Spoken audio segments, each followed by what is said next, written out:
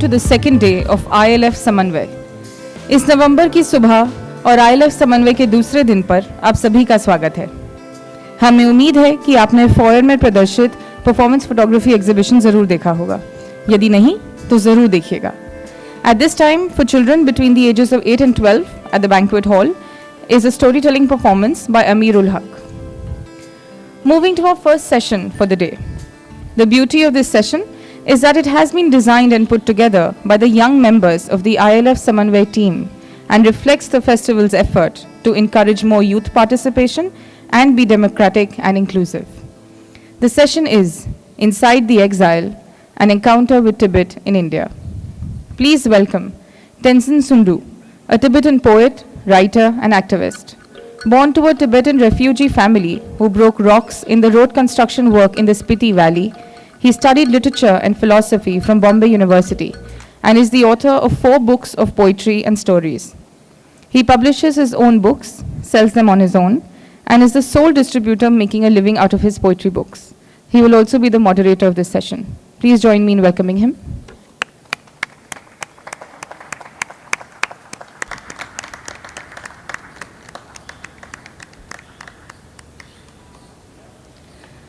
Buchungdi Sonam was born in Tibet. In exile, he studied at the Tibetan Children's Village School in Dharamshala, a town in northern India. He has published 3 poetry books, including Conflict of Duality and Songs of the Arrow. Buchung is also a translator whose works include mindful education, theory and practice, among several others. Please join me in welcoming him. Sering Wangmo Dhampa is the author of 3 collections of poetry, including My Rice Tastes Like the Lake, which was a finalist for the Northern California Independent Booksellers Book of the Year Award in 2012. Dhampa's first non-fiction book, A Home in Tibet, was published by Penguin India in September 2013. Please welcome her with a huge round of applause.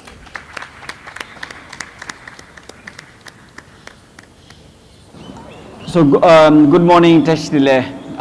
We have seen there are some Tibetans also in the audience and number of people from different other places.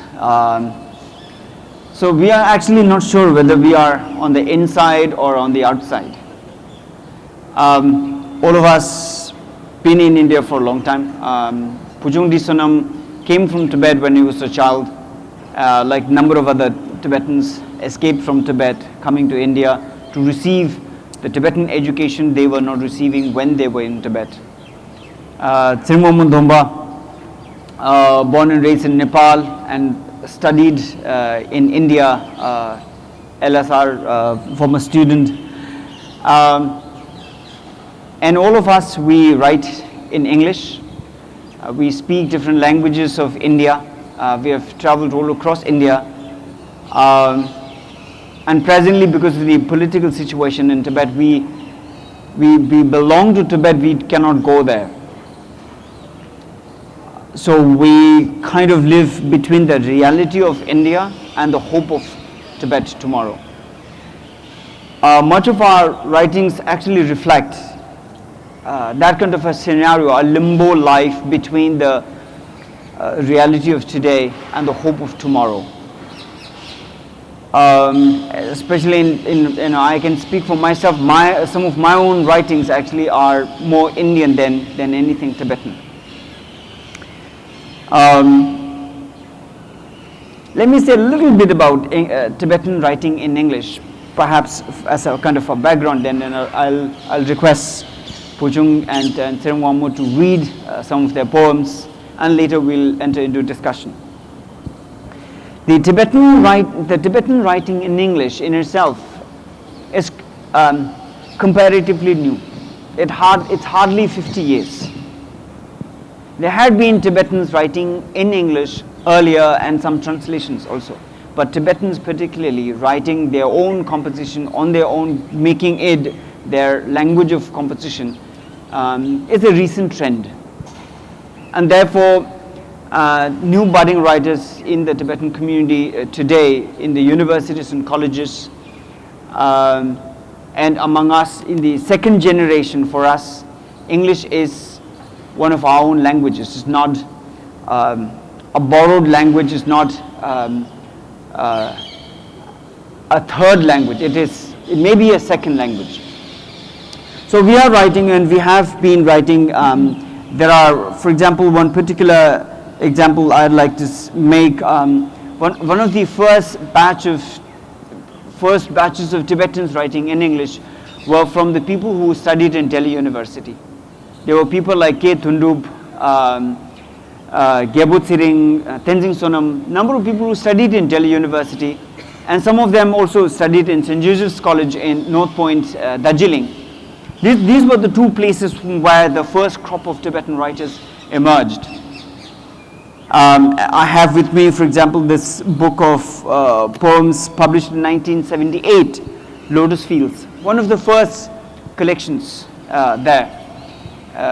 My friend Puchung has edited this book of poetry called Muses in Exile, that consists of about more than 200 poems by more than 20 Tibetan writers, original English writings.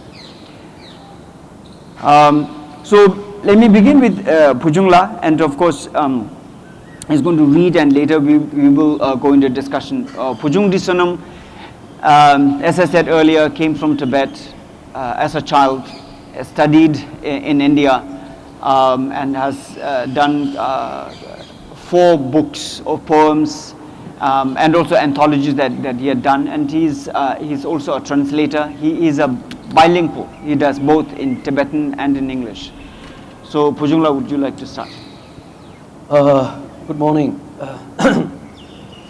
There's a Tibetan word called Parto. So Parto is the state between death and rebirth.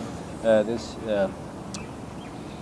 Tibetan Buddhists believe that when you die and before your rebirth, there is 49 days of intermediate state. So that is how I feel being in exile. I was born in Tibet, then I was forced out of Tibet when I was about 10 or 11 years old. Then I've been living in India, but I don't feel quite Indian. I don't feel quite comfortable speaking in this English that I was forced to learn as much as I was forced out of my circumstances. And writing also came to me not so much because I have special things to say, but because it's part of a solution of my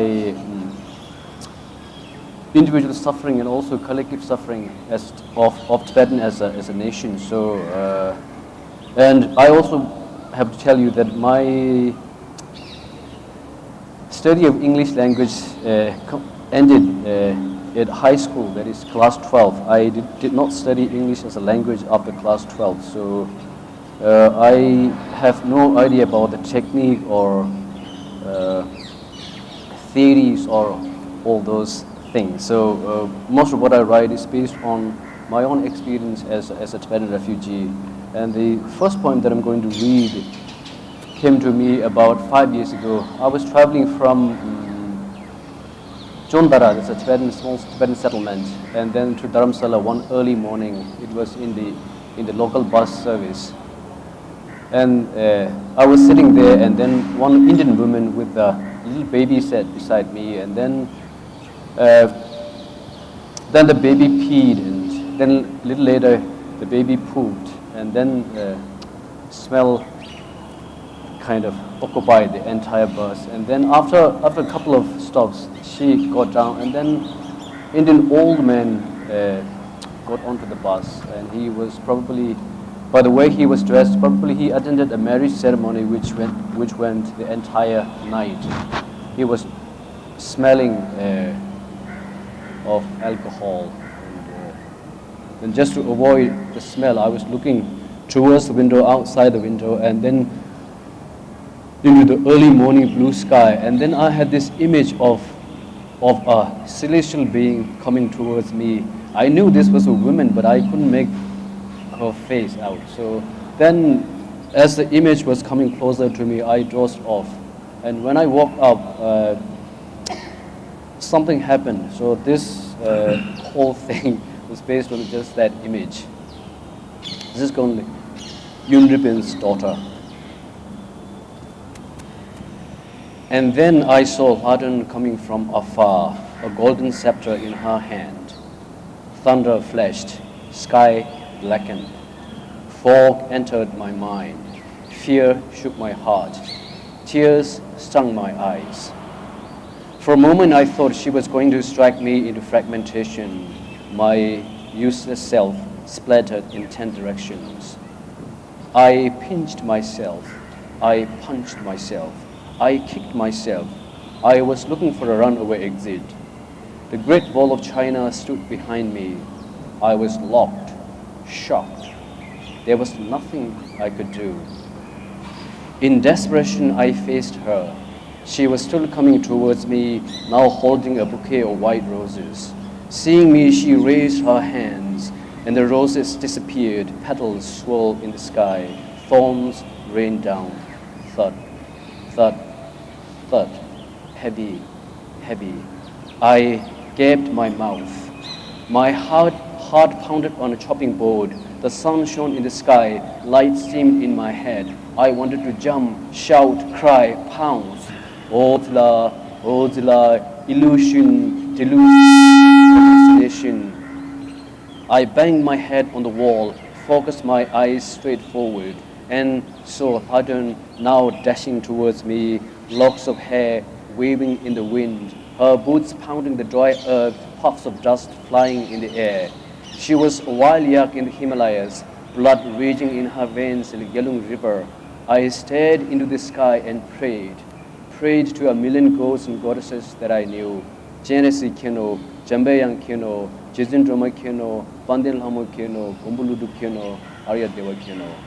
When I finished chanting the last name of the last god, thinking that this was going to be my last day on this earth, silence occupied the universe. The wall sank deep into a coma. The sun stopped. The wall behind me faded. There in front of me was Laden, fisted hands stretched towards me. I was speechless. I did not know what to say. Do I have to say something? Do I? Then she slowly opened her palms, and in her hands were the broken fragments of the yellow stars that she plucked from the wall of People's Hall. My head reeled in excitement. My heart struck my chest. From somewhere deep inside, I found my voice. Ah, Laden, I said, this is what I've always wanted to see. Those broken fragments of those yellow stars that covered my mother's snow, darkened my father's sky. Those yellow stars that blocked my grandfather's rivers, pierced my grandmother's tent. Yellow stars fractured my dreams. I looked about and realized that there were people around me. All along there were voices saying many different things. Ah, Laden, you are Songtsen Gambu's niece. You are Yunripin's daughter. You are Thupten Ngudup's sister. I am Lang Tharma's grandson, Thundup Gyal's cousin. You and I travel the same road. At the end of this road is the land we came from. Thank you.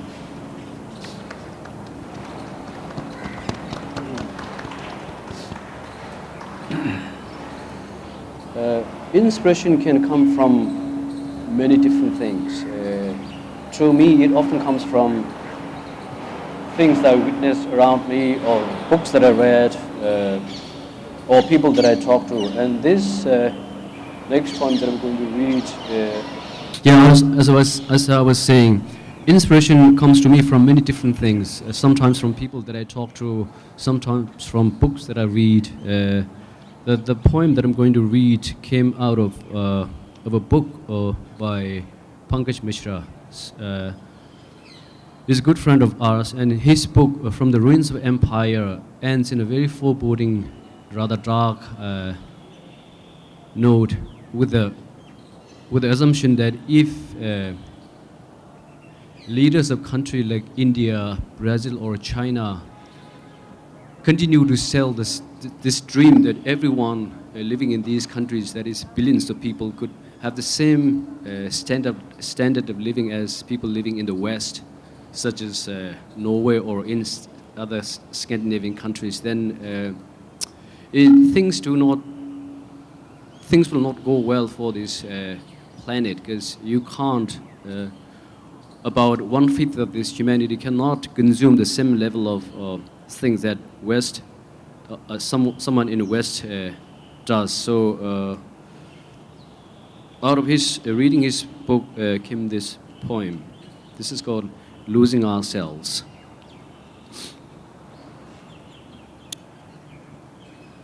Thy shadow is a long apron stretching on your path. Evening cooks night to dark chocolate. Up in the stars, up in the space, stars tremble. Where is the sun, they ask. It is a new moon night. Fish snore water into waves. Sands churning out silent music, erasing our footprints. We are night thieves pitching our tents against the sky. There are a few fire-stalking humans left. We reach out to push buttons. Tongues of electric beam light our profound ignorance. Ants who have no eyes store food for winter. They have never divorced the dirt. Who remembers the split tongue of a pen? Machines spawn words on advertising boards, colors filling shadows over our hearts. There is a long shopping list on the refrigerator. Automatons vibrate in our pockets. Another machine day. Your shadow is long apron stretching on your path. Thank you.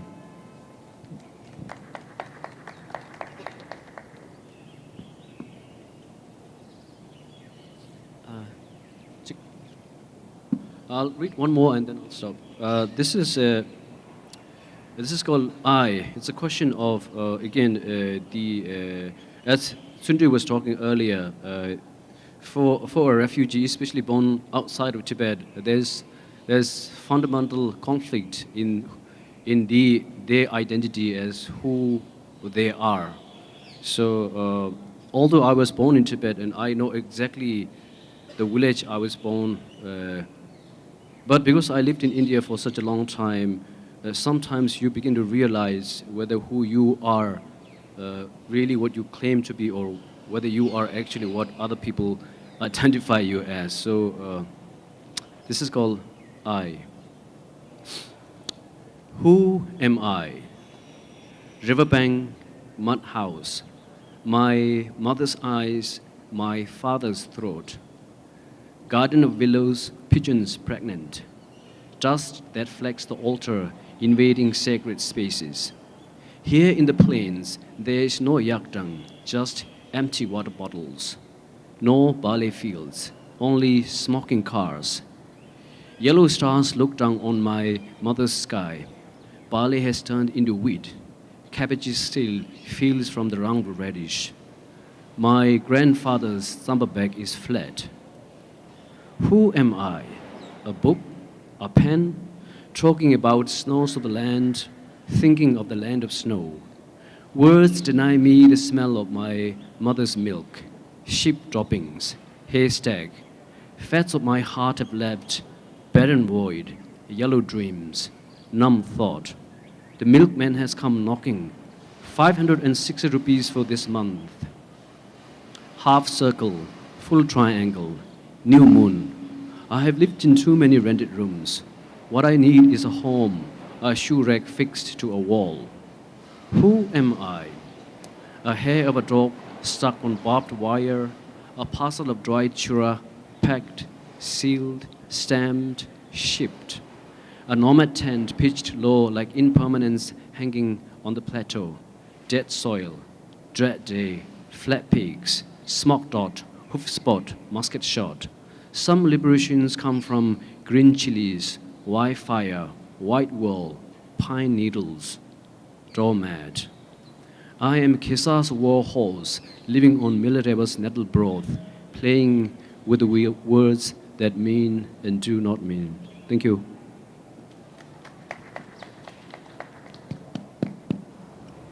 Our next reader is Tsiring Momo. Tsiring Momo was born in India, raised in India and also in Nepal. Now teaches English in the US. She has 4 books of poems out, and her last year she launched a new book, and she's already working on another and a new fresh book. We are looking for that. She has been traveling across in so many different parts of the Tibetan, in the Tibetan community in India, researching histories, personal histories of different people, organizations. And we are looking forward for that new book. I invite you to read your poems. Thank you all for being here today. I like what Pujung said about Bardo and the intermediate state, because I think questions of insider and outsider are very much questions about belonging. And I think as Tibetans living in India and in Nepal and in many different regions of the world, I think the question of belonging and identity becomes more crucial, as the years go by. I myself have always felt that I was more on the periphery of wherever I am or was. And I think being sort of in this area of on the border or along the border, I think has in some ways been quite beneficial. So I'll read some of my poems. More and more, I think, the ambivalence grows, not just the ambivalence towards questions of belonging, but also ambivalence towards what home really means. And part of that is because I have been moving around so much, since I was a child, and also partly because I have a lot of family members in Tibet, and I've been going back and forth visiting them, and so the questions and the idea of home that I was presented by my mother as a child, doesn't always go with the reality of what is inside her home place, right? So I think the fixed notion of home and belonging that I was raised on doesn't always measure up or fit exactly into the storytelling or the stories of home, or the reality of what Tibet is now. So that's why I think as the years go by and as my writing continues, what grows is, I think, a certain ambivalence, a certain uncertainty. I'll read some of my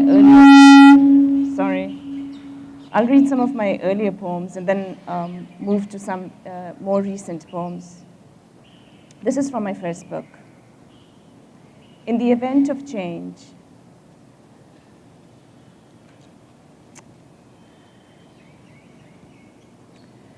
I'm only beginning to understand how seasons affect me. Winter, snow beating street people into obedience. How mothers held back from stepping out in discreetly ornamented shoes and thin nylon socks. This is the way I count years. The winters we had fire and the summers we erased because we were in another place.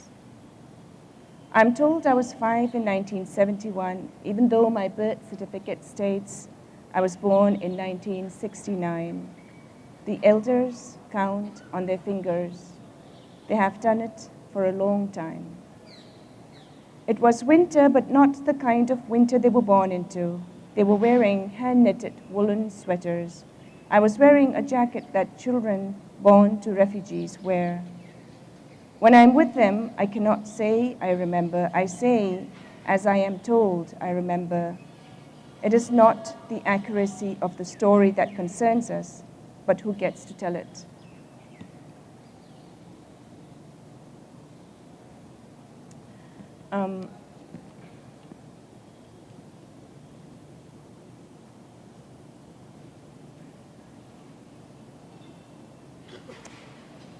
Surrender. Between the three of us, we had a garden of camellias. The whites were planted in the middle. By the time we changed our minds, the plants had taken root, and we took it as another lesson. The doctor often found something wrong in one of us. We assumed we'd grow feeble before old. And raindrops left puddles on our clothes left out, flattening the grass into our shapes. They would dry, but again, there was nothing we took for granted. If the sun came out, if thieves climbed our gates, if naked spirits tucked damp shirts into their porous ribs, on our side of the town, we referred to fluctuations in our collective karma for predictions for weather. We had many ways to introduce ourselves, but we said, "Where are you going? And have you eaten today?"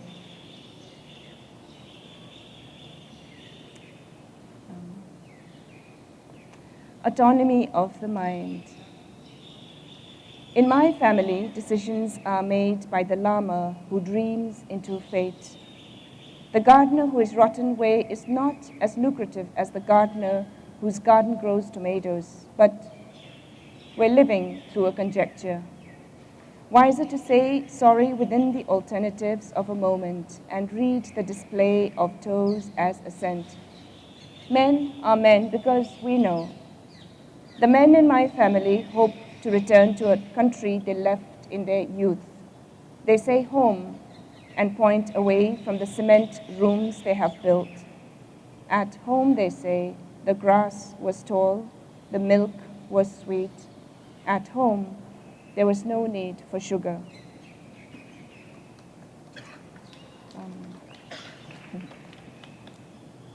I'll read two short poems, and I think part of what I was talking about, ambivalence, is perhaps more pronounced in these poems. Adhering to mindfulness, we say nothing. Mother ate meat. Mother watched spiders in camp in her domain. Nothing is not what it seems. We take the animal we are to eat seriously. After all, a death is involved. The 7 days of our week parted from each other like warring cousins. In the family tree, the names of women are missing. In the family tree, the low branches served well as clothesline and weapon. Once a week, we question whether our country will be free. We are not warriors. We know a working bowel is proof of a healthy life. We know people who do not speak our language are sitting at a table with pen and paper. They will map our future. Thank you.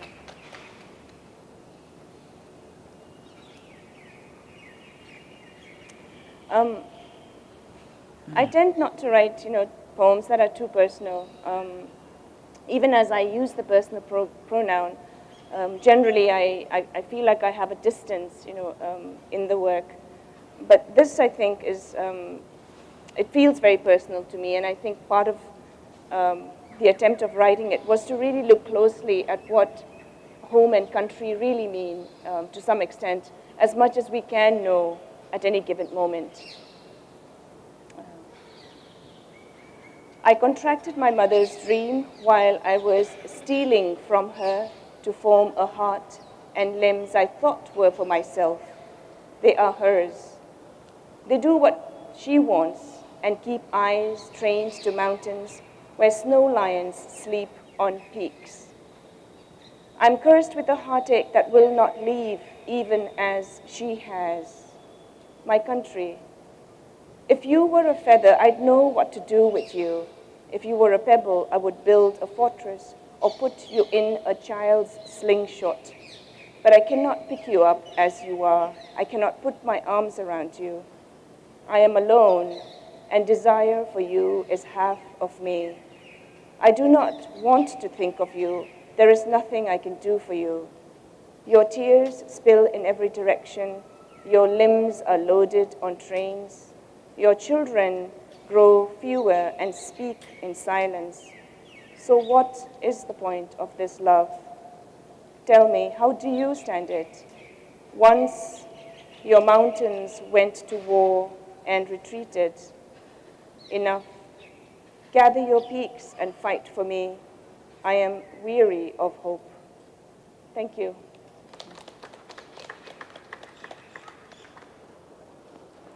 Well, I'd like to read two poems.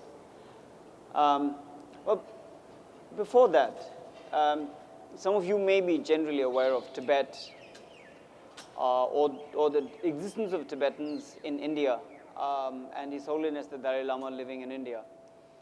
It's been now 56 years since His Holiness the Dalai Lama and almost about 80,000 Tibetans escaped to India and we've been living in India since then.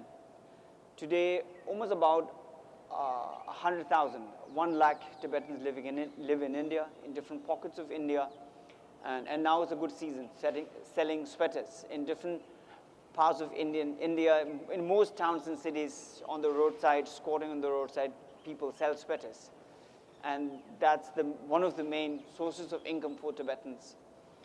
There are about 43 refugee camps, almost about 100 Tibetan schools, about 400 to 500 monasteries, large, small, but mostly situated in Himachal Pradesh or in Karnataka. Karnataka because at the time when Tibetans were first getting settled in India, the Karnataka Chief Minister Nijalingappa was most kind and generous, offering that kind of shelter to Tibetans. Today, almost about 40,000 Tibetans live in Karnataka. My own parents live there. One of the first things the Tibetans did when coming into India was setting up the basic infrastructure, but most of them actually worked as road construction laborers in Himachal. My parents did that coolie job from Mandi, Kullu, Manali, Rohtang Pass, all the way up to Leh, Ladakh. Almost about 1,000 kilometers of road was actually built by Tibetan refugees.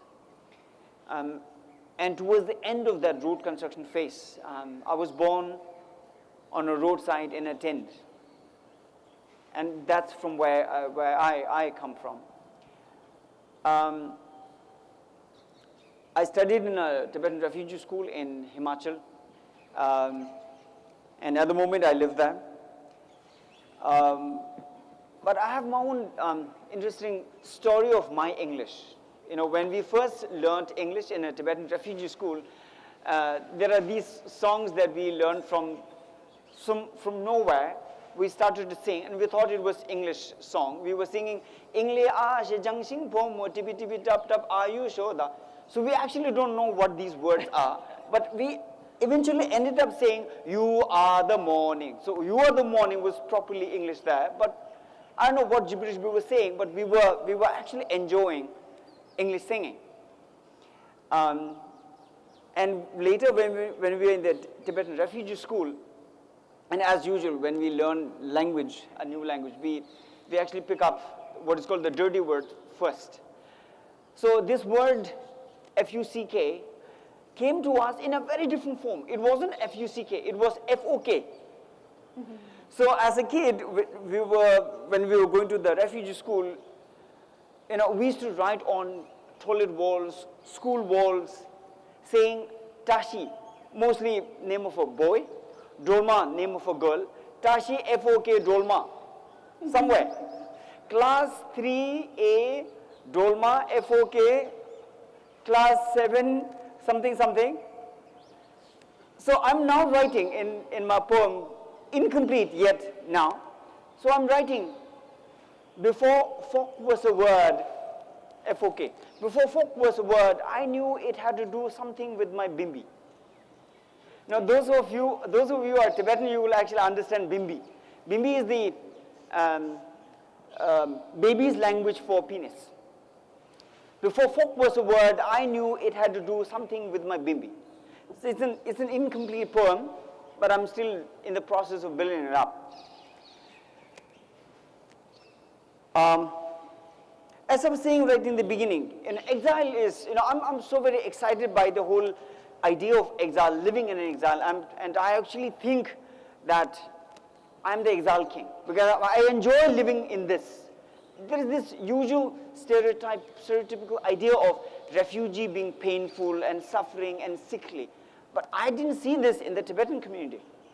When I think of refugee, I think of other people. I don't think of ourselves. In a school, we first watched this Hindi film called Kranti. There were so many freedom fighters. And all of them used to wear a tika. So in our school, we rubbed the fingernails up and down 108 times and made a mark on a forehead and said, I am now a Pakka refugee. So being a refugee was a source of inspiration. There is something great purpose to live for. So for me, this idea of having my home, mera ghar kab hoga, it doesn't matter to me today. Because home I have, in my so many years of living, struggling as an activist, as a writer, traveling, the journey itself is the home. So I must make sure that I'm happy all the time. Whether I'm, and as an activist, I've been to 14 different jails. I have an interesting record of going to, getting jailed and beaten up and, fighting court cases.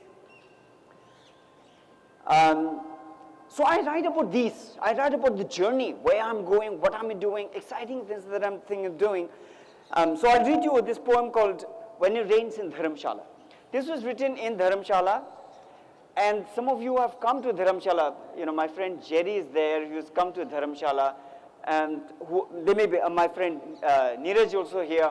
You have seen Dharamshala during the rain. And if you have come to Dharamshala, have not seen the rains, you have not seen Dharamshala. Dharamshala is most interesting at the time of rain. And now, pardon me if I sound like, I'm campaigning for Dharamshala tourism. Sorry, no. Dharamshala is most beautiful during the rainy season. It rains so much, itna barish. This usual English idiom called, it rains cats and dogs. In Dharamshala, it rains cats, dogs, and donkeys. Like, itna barish. These cheap Chinese umbrellas don't work. You need to have these proper long black Indian umbrellas. Only that kind of things work. So, this is a poem, it's called When It Rains in Dharamshala. When it rains in Dharamshala, raindrops wear boxing gloves. Thousands of them come crashing down and beat my room. Under its tin roof, my room cries from inside and wets my bed, my papers. Sometimes the clever rain comes from behind my room. The treacherous walls lift their heels and allow a small flood into my room. I sit on my island nation bed and watch my country in flood. Notes on freedom, memoirs of my prison days, letters from college friends, crumbs of bread and Maggie noodles rise sprightly to the surface, like a sudden recovery of a forgotten memory. 3 months of torture. Monsoon in the needle-leaved pines. Himalaya, rinsed clean, glistens in the evening sun. Until the rain calms down and stops beating my room, I need to console my tin roof, who has been on duty from the British Raj. This room has sheltered many homeless people. Now captured by mongooses and mice, lizards and spiders, and partly rendered by me. A rendered room for home is a humbling existence. My Kashmiri landlady at 80 cannot return home. We often compete for beauty, Kashmir or Tibet. Every evening I return to my rendered room. But I'm not going to die this way. There has got to be some way out of here. I cannot cry like my room. I have cried enough in prisons and in small moments of despair. There has got to be some way out of here. I cannot cry. My room is wet enough.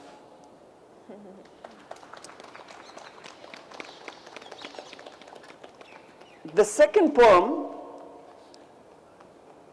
is called Somewhere I Lost My Losar. Losar in Tibetan is New Year, the Tibetan New Year. Tibetan New Year usually falls between February and March. And that's the time when although we are, of course, scattered all around India, now different parts of the world, and Losar is the time when we all come together, enjoy our own different experiences that we have brought from school, sweater selling business, from army, so many quarters of India, and live together. But I've been wondering, when was the last time I celebrated Losar with my family? My uncle, they are in Varanasi, my brother and sister in Delhi, they are traveling, my parents in South India, I'm in Dharamshala. It's all scattered. So I realized this. Somewhere along the path, I lost it, don't know where or when. It wasn't a one fine day incident. As I grew up, it just got left behind, very slowly. And I didn't go back for it. It was there when, as a kid, I used to wait for the annual Momo dinner, when we lined up for gifts that came wrapped in newspapers in our refugee school. It was there when we all gained a year together, before birthdays were cakes and candles. Somewhere along the path, I lost it, don't know where or when. When new clothes started to feel stiff and firecrackers threatening, when our jailed heroes ate at the pigsties there, overdid, heads smashed against the wall as we danced to Bollywood numbers here. When the boarding school and uniforms took care of our daily needs, when family meant just good friends, sometime when Losar started to mean just a new year, few sacred routines, somehow I lost my Losar. Somewhere along the path, I lost it, don't know where or when. Colleged in seaside city when it was still Bombay. Sister's family on pilgrimage, uncle in Varanasi, mother grazing cows in South India, still need to report to Dharamshala police. Couldn't get train tickets, too risky to try waiting list. It's 3 days, including return journey is 1 week. Even if I go, other siblings may not find the time. Adjusting timings, it's been 20 years without a Losar. Somewhere along the path, I lost it, don't know where or when. Losar is when we, the juveniles and bastards, call home across the Himalayas and cry into the wire. Losar is some plastic flowers and a Momo party. And then in 2008, when our people rode horses shouting freedom against the rattling machine guns, when they died like flies in the Olympics spectacles, we shaved our heads bald and threatened to die by fasting, but failed. Somewhere along the path, I lost it, don't know where or when. Somewhere I lost my Losar.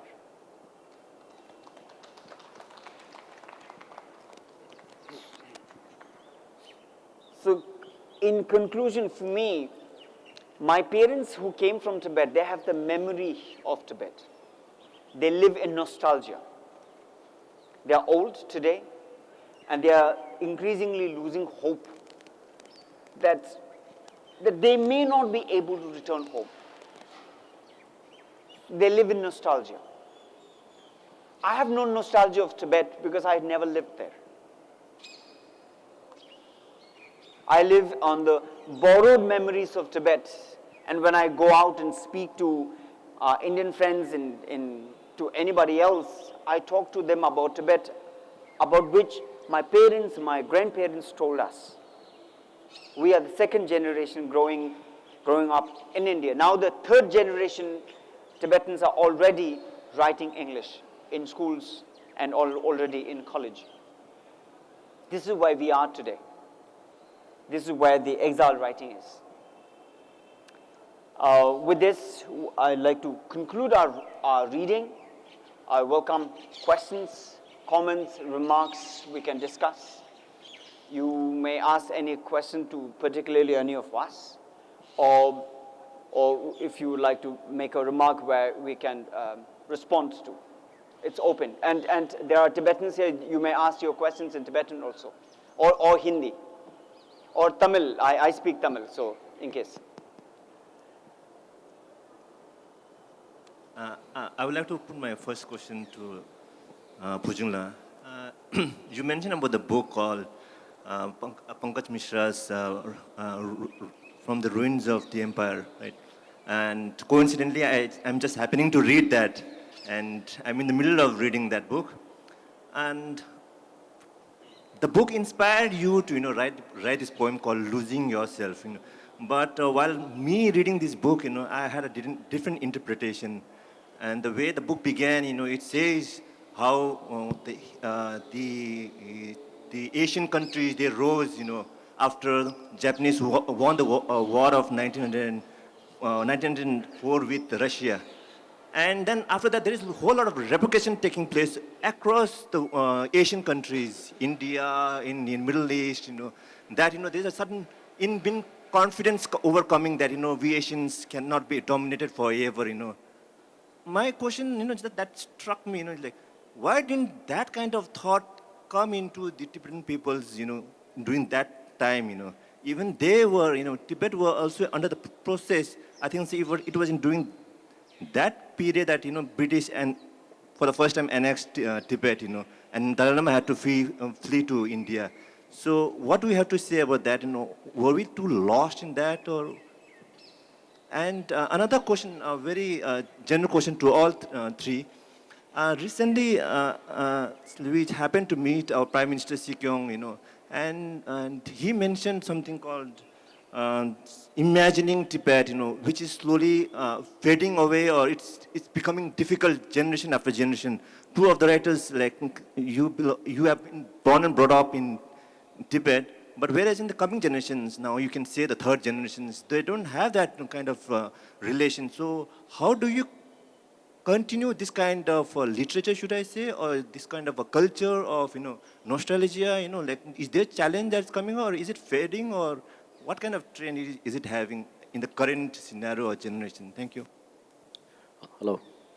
Thank you for the question. I think Pankaj Mishra's book, as you rightly said, traces intellectual development in India, China, and Middle East, I think. So, but his book, in spite of the fact that the book opens with the Japanese defeat of Russia in 1905 war in the battle, the book still ends with a very, as I said before, in a very foreboding note that if, in spite of the fact that China and India now are a free country, but what in the last 50 years China and India ended up doing is imitating their masters.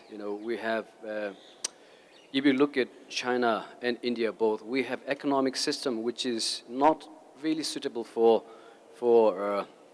our people. There's rampant consumerism and development is all good, while the majority of the people who live in the villages and agriculture especially is kind of sidetracked. So we see we haven't learned so much from under living in colonialism for 200 years or so. So for that was what I got at the end of the book, especially the last 5 pages. So that's how my point came about. But I think reflecting on Tibet's status, whether there were intellectuals who could have probably have different vision for Tibet other than what actually happened. It is not that there were not Tibetan intellectuals who did not think differently. A case in point is Kendin Chimbe, for example. Kendin Chimbe was born in Eastern Tibet, and he came to Lhasa to study in monastery, Kanden monastery, but he didn't really fit into the system because system was developed for this large number of people to be in one place under strict regimented system and learning. But he didn't really fit into that. So he came into India and he learned Sanskrit and English and did a lot of translation and created Tibet's map and also helped to some extent creating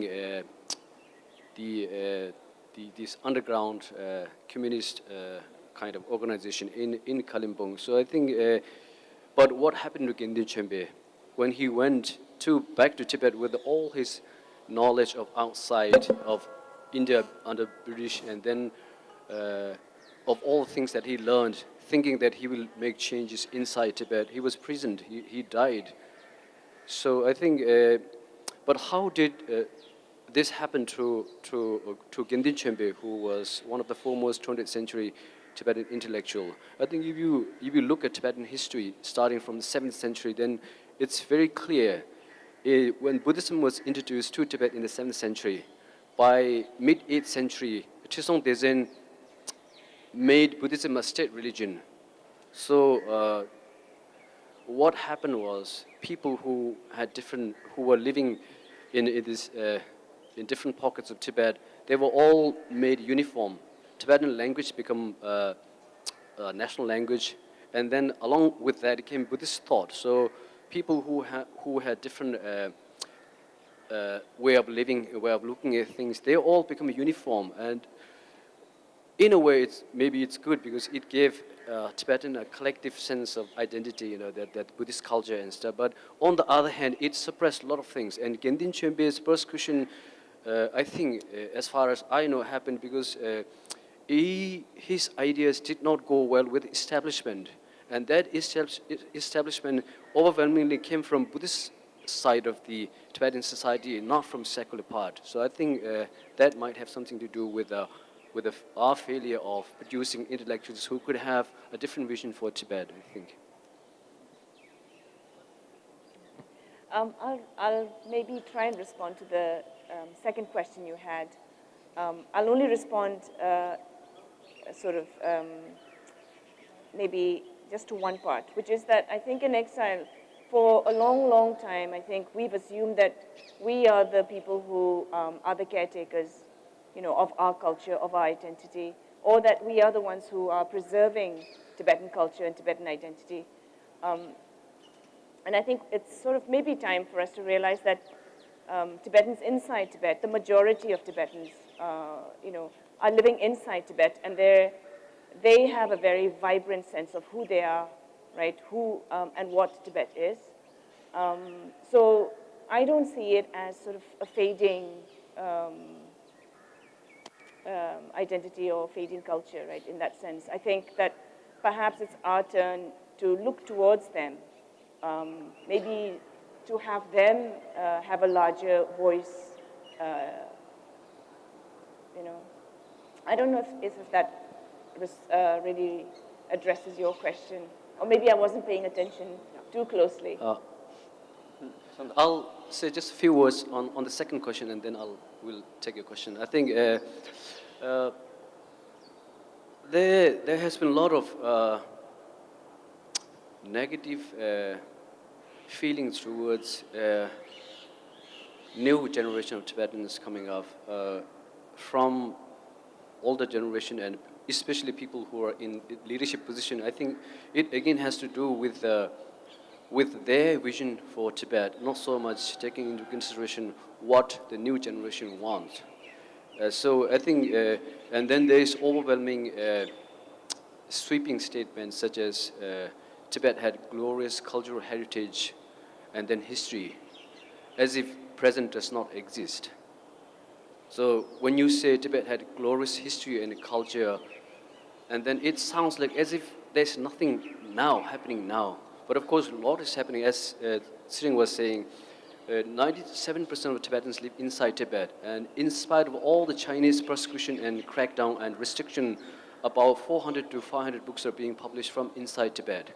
There are about 200 journals being printed inside Tibet. Some of them circulation as high as 27,000 copies each. So I think if you look at this evolving intellectual culture inside Tibet and also in exile, we have far more Tibetans writing in Tibetan in exile than in English in other languages. So I think this idea that maybe a younger generation do not have the cultural identity as much as older generation, I think it's a kind of a where you look at it and how you look at it and how you kind of take things into consideration. So I think it has to do with the each perspective other than actual reality.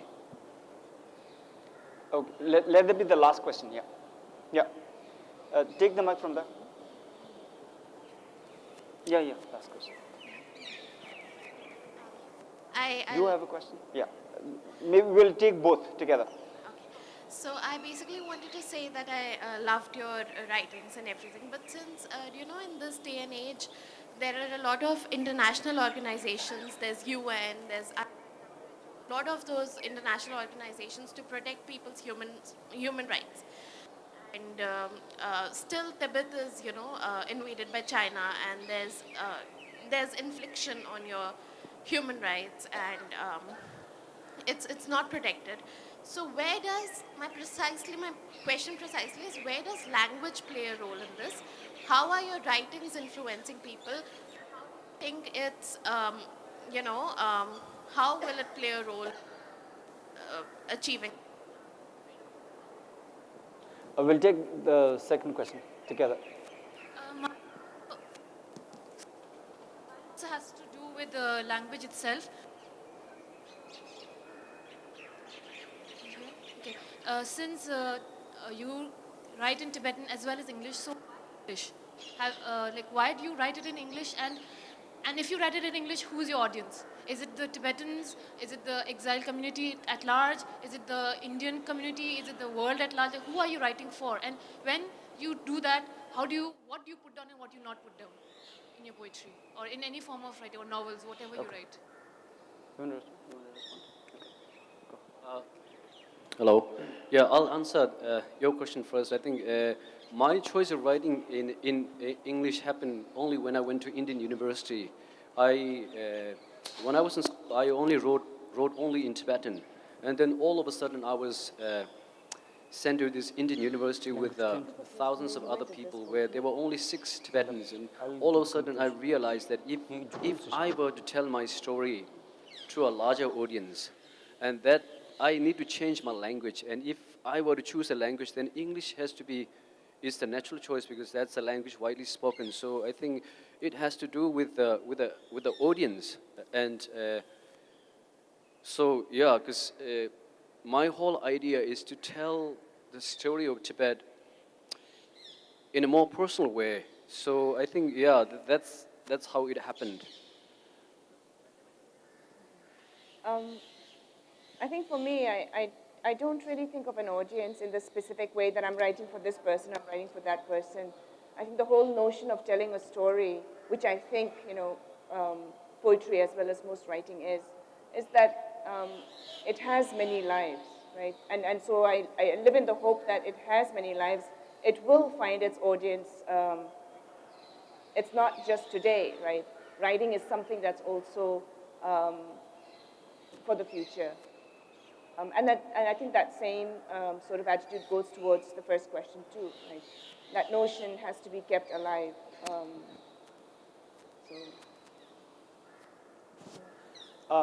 Yeah, I'd like to quickly respond to some of the questions, and then we'll wind up here. About the question, the younger generation growing up in India or in exile. I think there is even today, second, third generation Tibetans, the desire of Tibet, whether it's the land or the country or the culture, the idea of Tibet itself is even today very strong. Needn't necessarily be that they are achieving Tibet, but their connectedness is so very strong.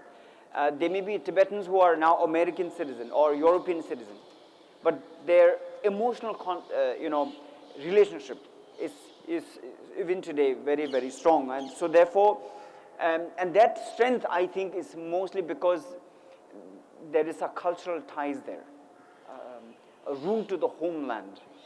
I think that will be a lasting relationship. But the human rights, there is there is this notion that there is a protector of human rights in the world. As someone who has been an activist, who has been to so many jails, fought court cases, my experience is there is no one who actually does it. Even at the United Nations or whatever, they do it for a commercial, political, economic interest. There is no protector. I have realized that if we do not fight and make our own voice heard, I've climbed buildings, high top buildings. From there I shouted Free Tibet. Until I did that, no one will listen to us. It's a struggle. This is what I've realized. Language is a very, very important thing. Both the Tibetan language, which is our basic identity, and the English language, which is the language of my struggle. That's why I write in English. When I was in 5th standard, I made a promise to myself that when I grow up, I will be a freedom fighter. But my weapon is not a gun, but a pen. And therefore, I'm a writer even today. I used to think that if I wrote in English, if I tell the world, people will support us. I grew up with this great romanticism. Today I realize that it's not that the world didn't know. The world knows about Tibet so very well. The world knows about human rights violations all across the world. But what does it benefit them? That is the politics. Now today the struggle is, how do we make ourselves heard? That is the struggle with us. Thank you. On that note, a big thank you to all three of you for being with us here this morning.